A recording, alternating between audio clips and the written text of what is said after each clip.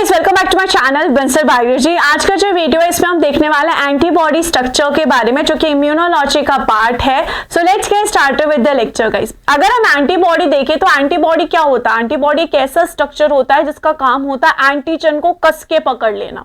तो अगर हम यहाँ पर एंटीबॉडी देखिए, एंटीबॉडी किसका बना होता है? ग्लाइकोप्रोटीन का बना होता है।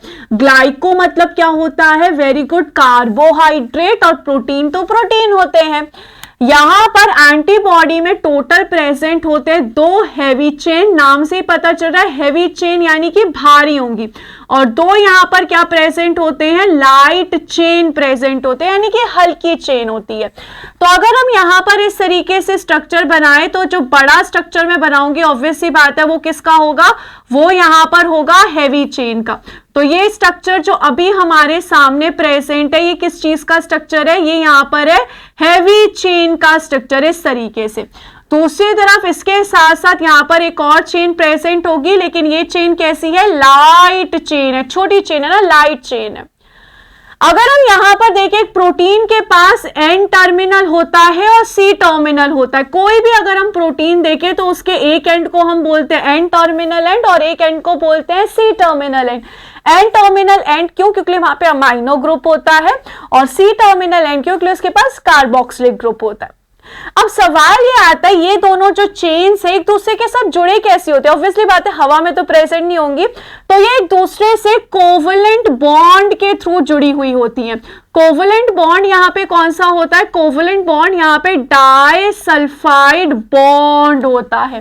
टोटल कितने डाइसल्फाइड बॉन्ड होते हैं? 16 डाइसल्फाइड बॉन्ड यहाँ पे प्रेजेंट होते हैं एक एंटीबॉडी के पास। अगर हम यहाँ पे देखें, यहाँ पे किस तरीके से होते हैं, जैसे कि मैंने कहा यहाँ पर इन कॉर्नर्स में होते हैं एक एक करके, तो यहाँ पे टोटल हो गए 4। ऐसे यहाँ पर एक एक करके इन कॉर्नर्स में होते हैं तो कितने हो गए? 8। टोटल 4 + 4 8। ऐसे यहाँ पर भी एक कॉर्नर्स में होते हैं तो यहाँ पर कितने हो गए डाइसल्फाइड बॉन्ड? 12। अब बच्चे कितने? 4। तो एक यहाँ पे होगा, एक यहाँ पर होगा, एक यहाँ पर होगा, और एक यहाँ पे होगा। तो इस तरीके से टोटल कितने हो गए? 16 डाइसल्फाइड बॉन्ड एक एंटीबॉडी के पास प्रेजेंट होते हैं। अब अगर हम यहाँ पे देखें, एंटीजन का काम होता है एंटीबॉडी से आके बाइंड होना, या एंटीबॉडी का काम होता है एंटीजन को पकड़ना। तो यहाँ पर ये वाला जो हिस्सा है, ये वाला हिस्सा होता है एंटीजन बाइंडिंग हिस्सा। ये वाला हिस्सा किससे बाइंड करेगा? एंटीजन से बाइंड करेगा। इसलिए हम इसको कौन सा हिस्सा बोलते हैं? पैराटॉप बोलते हैं। हमेशा हमें याद रखना है पैराटॉप कौन सा हिस्सा होता है? जहां पर एंटीजन आके बाइंड करेगा। अब यहां पर अगर हम एंटीबॉडी के स्ट्रक्चर में देखें तो जो हैवी चेन होती है वो यहां पर टोटल 440 अमाइनो एसिड की बनी होती है। वहीं जो लाइट चेन है वो उसके आधे यानी कि 220 अमाइनो एसिड की बनी हुई होती है। क्योंकि हमें पता है प्रोटीन अमाइनो एसिड का बना हुआ है। यहां पर अगर हम देखें तो ये जो ऊपर वाला हिस्सा होता है ना, इसको बोला जाता है वेरिएबल रीजन। वेरिएबल रीजन क्यों बोलते हैं? क्योंकि ये रीजन चेंज होता रहता है। यहां पर अलग अलग एंटीबॉडी आएगी, उसका वेरिएबल रीजन चेंज हो जाएगा, क्योंकि लिए अलग अलग रीजन को अलग अलग एंटीजन से बाइंड करना है। एंटीजन्स तो कितनी सारी होती हैं, तो नीचे का रीजन रखो वैसा, लेकिन किसको चेंज करते रहो? वेरिएबल हिस्से को। वही जो नीचे वाला हिस्सा, इसको हम क्या बोलते हैं? इसको हम कांस्टेंट रीजन कहते हैं। इसको बोला जाएगा कांस्टेंट रीजन। अगर मैं यहां पर देखूं, ये लाइट चेन है, तो ये लाइट चेन का वेरिएबल हिस्सा है, तो मैं इसको VL लिखूंगी, इसको VH लिखूंगी, इसको CL लिखूंगी। यहां पर इसको हम लिखेंगे CH1, यहां पर इसको लिखेंगे CH2, यहां पर इसको लिखेंगे CH3।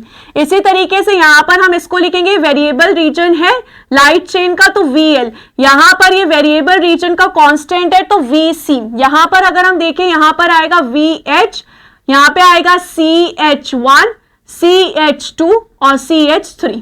कांस्टेंट हिस्से के 3 पार्ट है, 1, 2 और 3। किसमें? यहां पर हैवी चेन में 3 पार्ट है।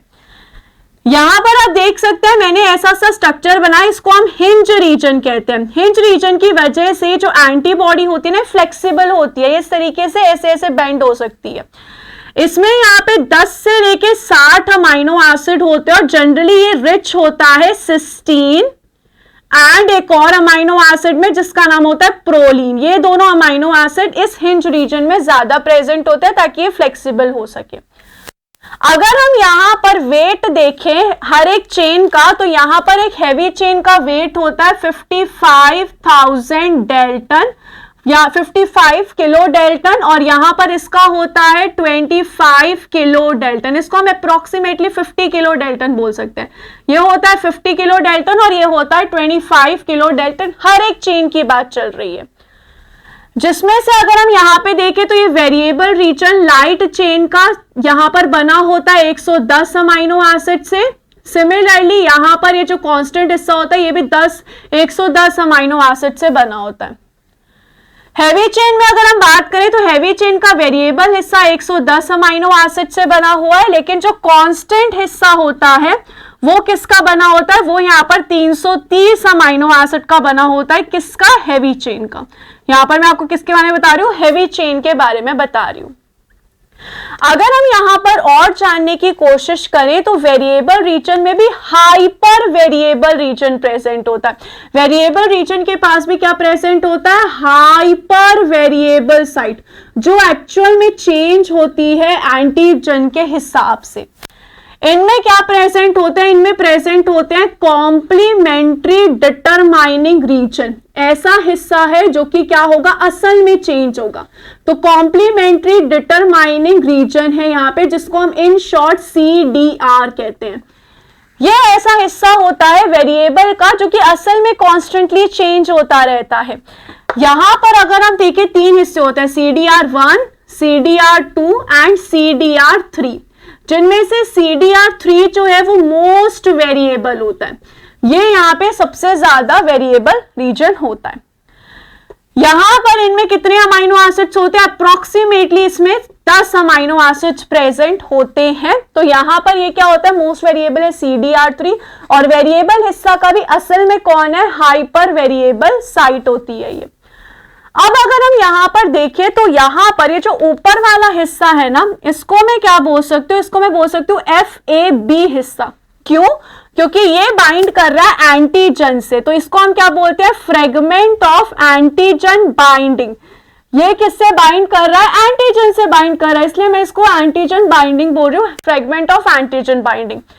वही ये जो नीचे वाला हिस्सा होता है इसको हम FC हिस्सा कहते हैं। इसको हम बोलते हैं फ्रेगमेंट ऑफ क्रिस्टलाइजेशन, क्योंकि ये यहाँ पर क्या हो सकता है? ये यहाँ पर क्रिस्टलाइज हो सकता है, तो इसको हम फ्रेगमेंट ऑफ क्रिस्टलाइजेशन कहते हैं नीचे वाले हिस्से को। और ऊपर वाले हिस्से को FAB हिस्सा कहते हैं। तो यहाँ पर अभी तक हम बेसिक जान चुके हैं। अब यहाँ पे क्वेश्चन आता है कि जो एंटीजन है वो एंटीबॉडी से इंटरैक्ट कैसे करता है।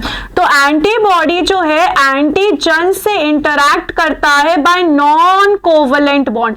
यहाँ पे बॉन्ड कौन सा होता है? नॉन कोवलेंट बॉन्ड यहाँ पे प्रेजेंट होता है इन दोनों के बीच में, जिसके थ्रू ये इंटरैक्ट करते हैं।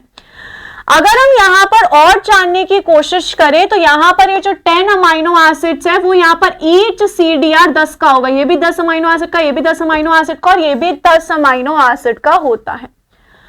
अगर हम यहाँ पे और बढ़े तो यहाँ पर जो लाइट चेन है वो भी 2 तरीके की हो सकती है, या तो कापा हो सकती है या फिर लैम्डा हो सकती है।